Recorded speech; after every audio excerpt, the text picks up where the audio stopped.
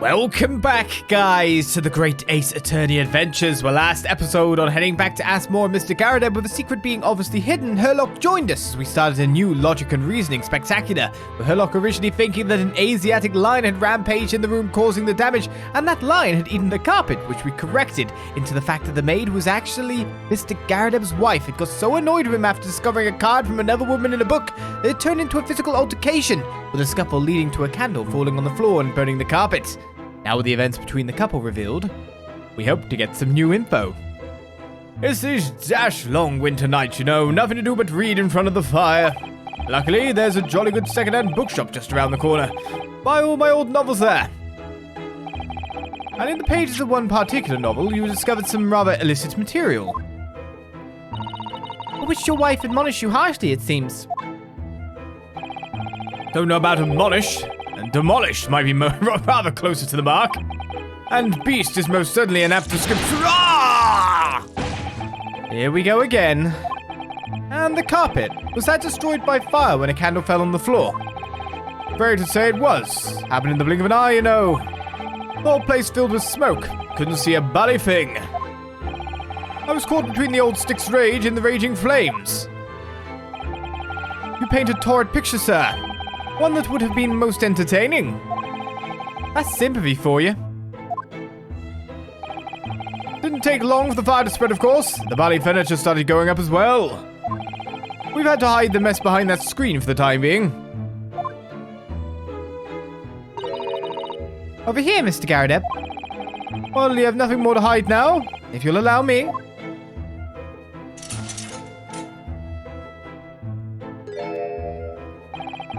All my favorite old novels in that case. As soon as the fire got hold of them, that was it. Whoosh, up in smoke. Gosh. Then the wife started hurling things at me. What a terrible sight it must have been. There was I, back up against the window under heavy enemy fire. Incendiary books coming 10 to the dozen. Worst of it is, I lost my favorite, book called The Lion's Pride. The Lion's Pride. Ah yes, your notorious love of big cats coming through again. I assure you the title didn't influence my choice in the slightest. So the poor man really did lose something dear to him as a result of the ferocious beast rampage.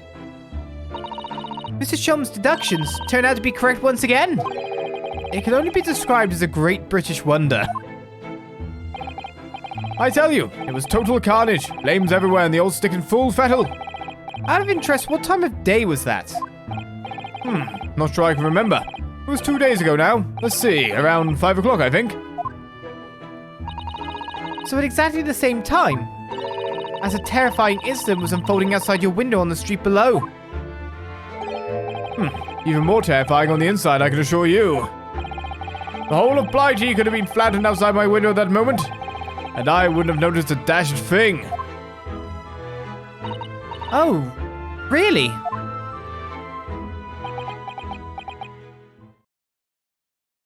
Are you sure?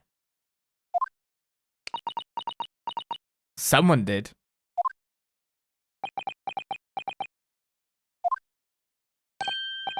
Mr. Sholmes? Yes, Mr. Naruhodo. What can I do for you? Well, I think we've got to the bottom of Mr. Garrideb's situation now. What does it have to do with Mr. Natsume's circumstances? I can't help you there, I'm afraid. What? My dear fellow, if you recall, I did say as much from the outset. I warned you that although I knew the retired army man to be hiding something, I could not be sure whether his secret would prove to be of relevance or not. I just knew you were going to say that. Now, Mr. Naruhodo, you mustn't lose heart. Bear in mind that all things fall into one of only two categories, those relevant to the case and those not. That makes no sense to me. Well, no matter. It is of far greater importance that you make up your mind now. Sorry. Visiting hours at the prison will soon be over. Oh no, is it that time already? If we're to accept Mr. Natsume's case, we have official paperwork to attend to. So that's it. No more time to think. Perhaps you'd like to betake yourself to bidding us farewell now. I must prepare supper for Mr. Garrideb. Oh yes, I'm so sorry. Thank you both very much for your time. Soseki-san will be waiting for us, and I'm gonna have to give him an answer. But I feel like we could grab so much more information. Mrs. Garrideb, what do you know? Even still, it looks like there's been scratch marks like tiger marks there. I've investigated thoroughly, but I can't find anything out of place. It's like scratch marks. Anyway, let's move on, as the game tells us to, because it seems that we've done everything that we need to do. So let's move to, I was going to say Mr. Natsume's room, but that's not where he's being held. We're going to the other Mr. Natsume's room. Wait. I'm sure I clicked the right thing. It's time, Mr. Naruhodo. We must hurry back to the prison. Yes, I know. Let's hail a Oh. What's the matter? Looks like something's going on over there in front of the Garrideb's house.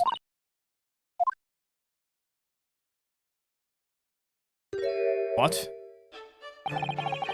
I know thee not, old man. Fall to thy prayers. Who are you calling an old man, you rum-looking niminy-piminy? There are more things in heaven and earth, Horatio, than are dreamt of in your philosophy. Who's this Horatio fellow, eh? What you on about? Excuse me? What the? Who are you now? I'm sorry, it just looks as though there might be some problem here. And my associate here, Mr. Ryunosuke Naruhodo, is a lawyer, you see. A lawyer? What? If I could be of any assistance, I'd be happy to help. I'm from Japan, but I have studied English law. Fine, I'll be on my way for today. You mark my words. This ain't over yet. It could lead to a nunnery. Do I look like a bloomin' nun to you?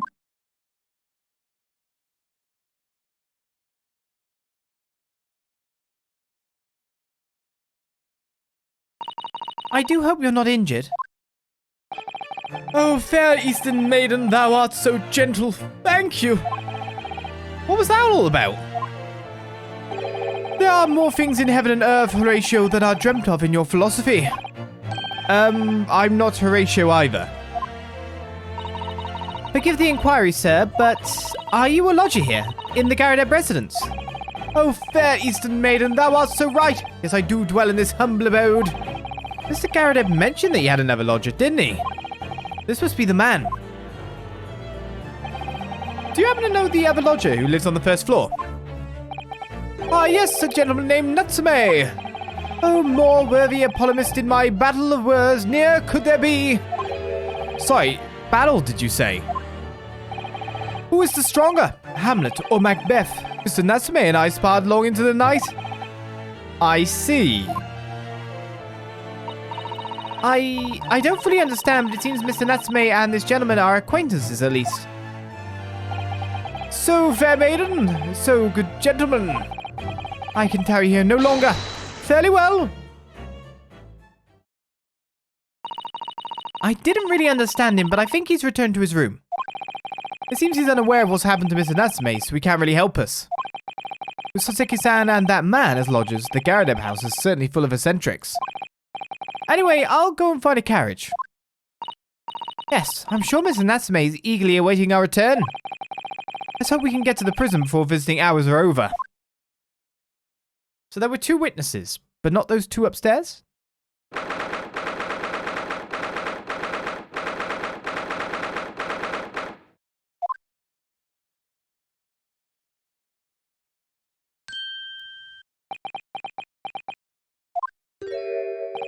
Oh, it's you! You're here, you came! Locum student Mr. Naruhodo Esquire!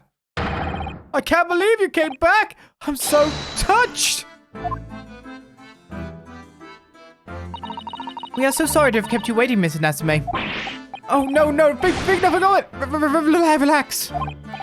If I were a cat, I would purr with pleasure at the company of such fine compatriots. Noble, nurturing, never-failing Nipponese! Oh, now, let's not get carried away. Oh, I quite agree. There is nothing more reassuring than the familiarity of one's native land. Who's this? On the other hand... Ah, it's you. It is through friendship transcending international borders that one truly appreciates the fact. Such is my belief, at least. Yes, it's you! The miserable, rotten spy!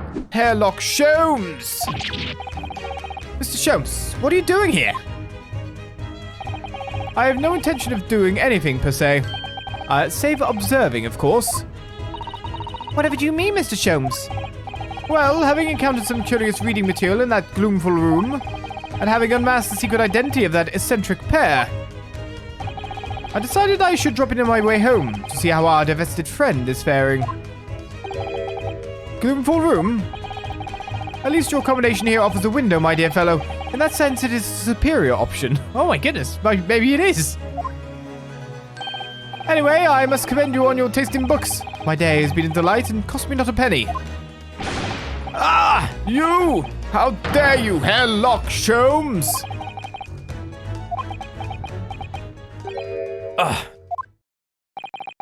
I've had it. I'm through. I'm at the end of my rope. I should never have come to Great Britain. It was a terrible mistake. Haunted by spirits in those accursed lodgings. No doubt my luck will be cursed in tomorrow's trial as well. My whole life is bedamned! What are you thinking, Mr. Naruhodo? You mentioned them once before, didn't he? That his lodgings were cursed, I mean. And there is much truth in Mr. Mustache's words. What? Cursed is a wholly appropriate description, I would say, for the man's lodgings, and indeed for tomorrow's trial. What's that supposed to mean? I guess we can talk then. The cursed trial and the cursed lodgings. Let's start with the trial. Mr. Natsume, what did you mean by what you said just now? About the trial tomorrow being cursed?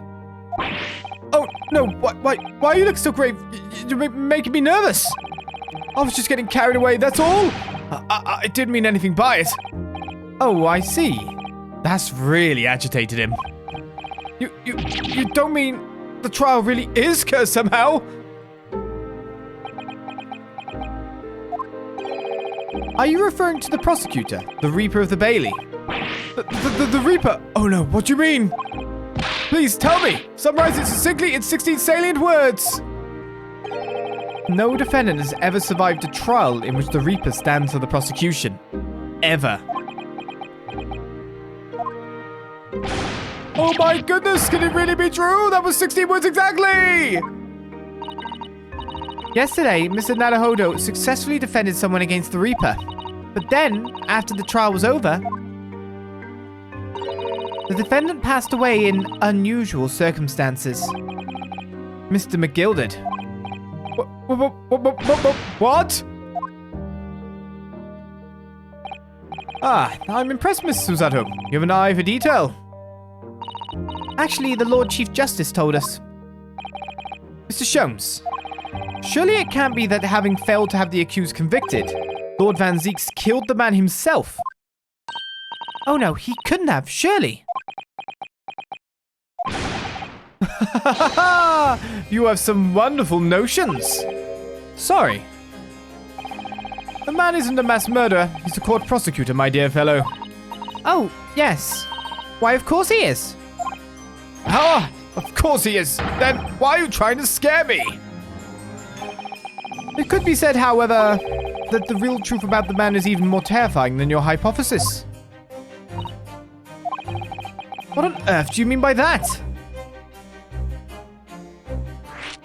The Reaper. Van Zeeks is a quite exceptional man. However, in London courts of law, exceptional does not equate to winning every case without exception. Ah, that's good. Soseki-san looks like he's going to cry tears of joy. As you are no doubt aware, in a British criminal trial, there is both a judge and a jury. The judge officiates based on the letter of the law, whilst the jury offers public opinion and common sense. It is an excellent system whereby the defendant's guilt is considered from several points of view. However, public opinion in particular is somewhat easily manipulated. Right. Criminals and corrupt lawyers, for that matter, can use it to their advantage.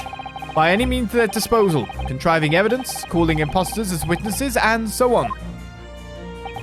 By such underhand means, those who would want to are able to sway the jury, which means that even in the light of irrefutable evidence, the prosecution can fail. But it means the wrong verdict can be passed. And sadly, it's from time to time, my dear madame. It is simply the reality of the situation. And that's all right.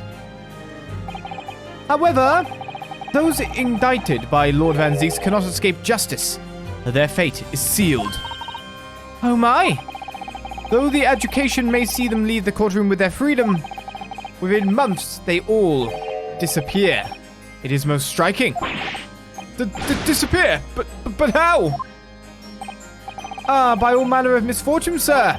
Perhaps they are trampled under a passing carriage. Perhaps they fall into the Thames and drown. Perhaps they are suddenly overcome by a raging fever. Or perhaps attacked by highwaymen. Oh, no. All examples of the reality of events here in London, I'm afraid, Mr. Naruhodo.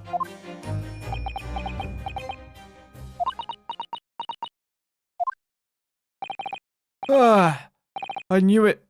I'm a dead, done for, doomed! Let's talk about the cursed lodgings then. We'll just make our potential client not want to make it through the night by the look of it at this rate. When you said accursed lodgings before, you were referring to your room at Mr. Garrideb's house, I assume. Do you mean to say you believe the place is cursed? It's been a year now since I came to Great Britain, but I'd only been in London a week before I started to notice strange feelings in myself. That didn't take long then. Everywhere I looked, there were foreign faces staring at me, laughing behind my back.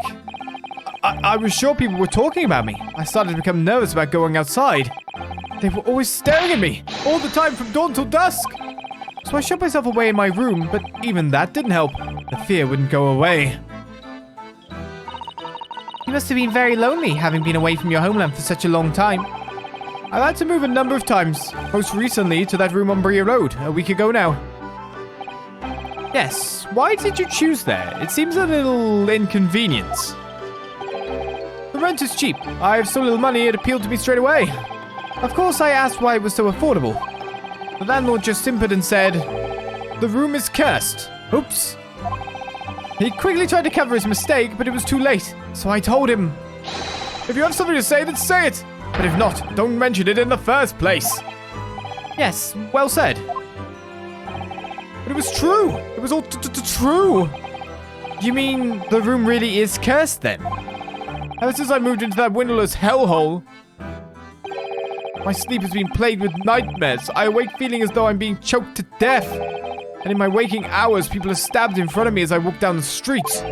I'm branded a killer, thrown in prison. Nobody wants to know me. I'm surrounded by scary, sinister spirits. If only there was someone, just one person on my side. Can no one find it in his or her heart to believe in me? Really? No one at all? To believe. Yes, to believe. To believe indeed. Mr. Sholmes. Ah, me, Mr. Naruhodo. Pray, what can I do for you? It's about the case on the SS Burlier, if you recall. The Burlier. The Burlier. Ah, that case. The one with the snake. Well, yes. At that time I was the suspect, but you believed in me and listened to my side of the story. And you helped us to investigate. I did I? Interesting. What I want to know is why. Why did you believe in me? I see, yes. You mean because you were a grimly dressed shady Eastern fellow found with a victim in a locked room? Well, if you like, yes. I'm a little surprised that the answer requires explanation, my dear fellow. It's quite simple, really. You said I didn't do it. But I could have been lying. Surely you must have had your doubts. You must have suspected me a little.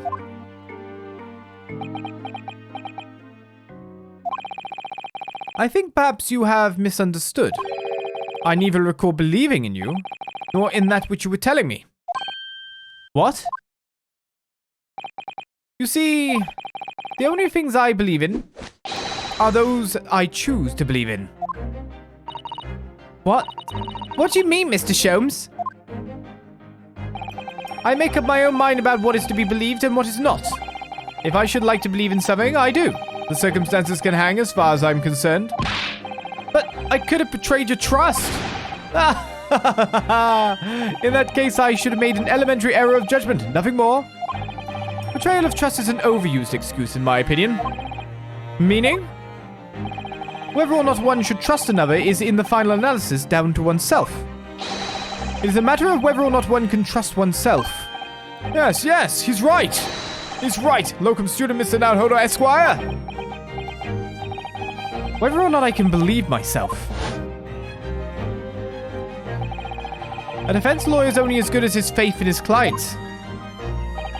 And that comes down to how much faith he has in himself.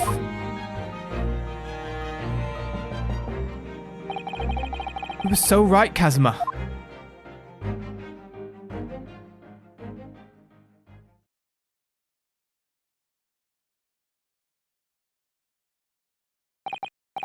Well, my dear fellows, it is time we were leaving, I believe. Already? Visiting hours are over. The guard will be here shortly to escort us out. There is a restaurant near here that serves excellent trout. Would you care to join me? Oh dear, there is never enough time, is there?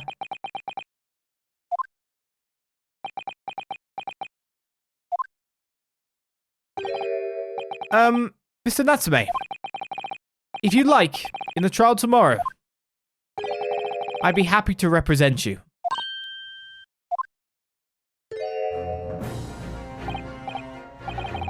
Locum student Mr. Naruhodo Esquire! As I said, I only experienced the British courtroom for the first time yesterday. And although the man I was representing was found not guilty, I lost sight of something crucial. Something crucial? What to believe in? The defendant, justice, or the truth? How to believe, even. But I think I finally worked it out. I've decided I must believe in myself above all else, to trust my instincts. Yes, Mr. Naruhodo. And my instincts are telling me that you, Mr. Natsume, are innocent of this crime. And it's imperative that we prove that in court. Locum student Mr. Naruhodo Esquire! I will fight for your innocence until the bitter end, with every weapon available to me. So I hope you'll permit me to represent you tomorrow. As I said when we first met, I'd like to entrust my fate to someone who will listen to me, in my native tongue. Of course, Mr. Natsume. It would be fair to say, Mr. Naruhodo, that your mind was in many ways made up from the outset. You merely needed the events of today to fully realize it. Yes, I think you're right about that. It's been a roundabout journey, but I got there in the end.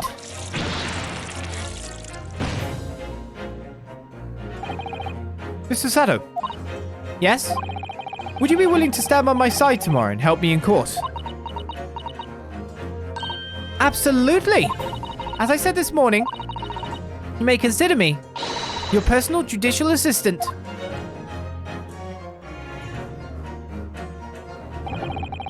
The shocking events of yesterday's trial still weigh heavily on my mind. But it's time to stop looking backwards. Kazuma believed in me, and Mr. Sholmes believes in me now too. So it's time. Time that I learn to believe in myself. Soseki-san has no one. He's all alone. It was my job to help him. To fight his corner. Tomorrow, in the courtroom. With all the strength I can muster.